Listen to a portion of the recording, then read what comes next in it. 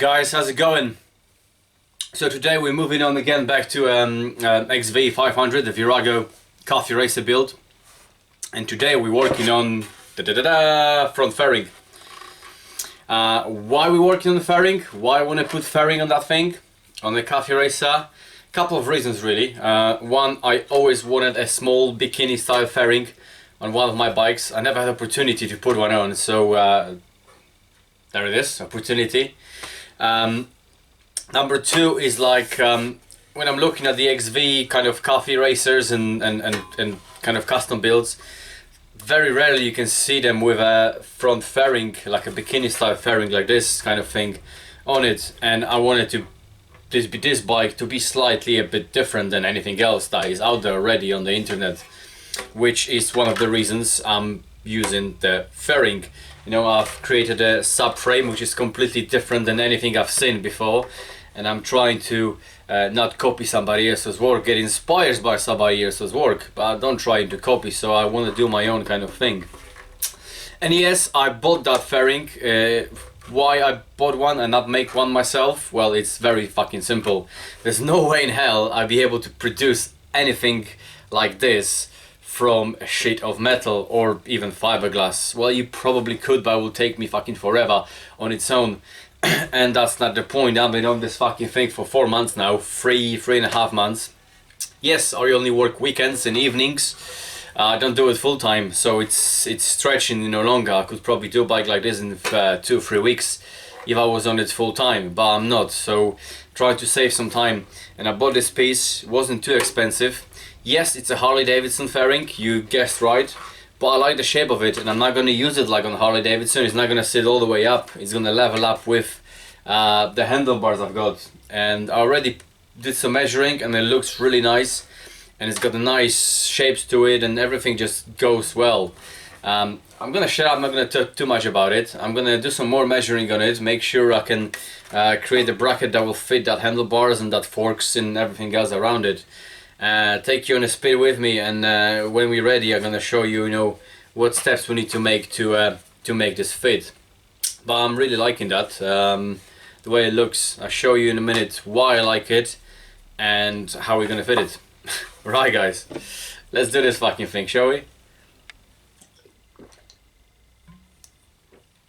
Oh yeah! I thought I'd just quickly run you through the options over here. Well, first of all, it's going to cover all this ugly wiring over there, which you normally see on the front. The fairing is going to sit here, so that should look semi-decent, I guess, and covering everything up here. Once it's pushed forward, I can hide the speedo and an ignition over here.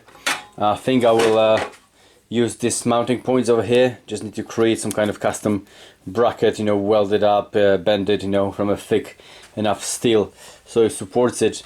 But the other reason I really like this little fairing over here is everything on the bike should kind of match properly. And if you look at the petrol tank, it's exactly the shape, the same shape and the same width and everything on the very end as this fairing. So that's kind of really goes with it. I think it really does. It just matches all the shapes of it, and the tailpiece is nearly as wide as the bottom of it, if I put it this way. It kind of makes sense in my head, it usually does when I set my mind on something and I need to do it. Just need to make sure I can fit this fucking thing over here and then see what happens. Quality of that thing is actually not too bad. I'm actually surprised how thick it is and how the plastic is actually very hard and it's not flexy too much.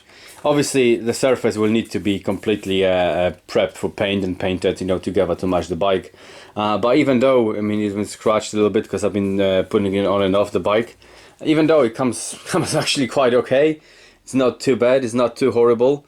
You can kind of see my reflection in it, but that will be dealt with. It's going to be a mirror finish when we finish with it, so but that's a different story. Let me do some more checking up and see if I can fit this fucking thing today. Right, so I just said that this piece is actually pretty good quality. Well, I take it back. Well, the plastic is, but the bracket for it it's actually made of lipstick. So I need to make my own beef. Let's do this.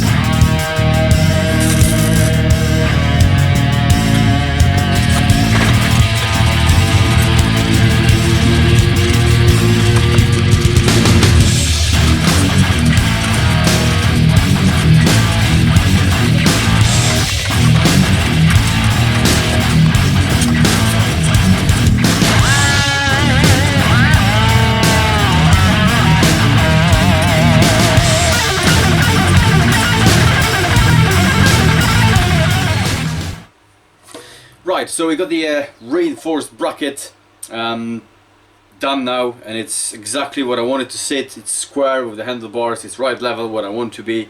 The headlight remains adjustable to that, so that's all good. I can slightly adjust it with some spaces later on if I need to. It's all just tucked anyway.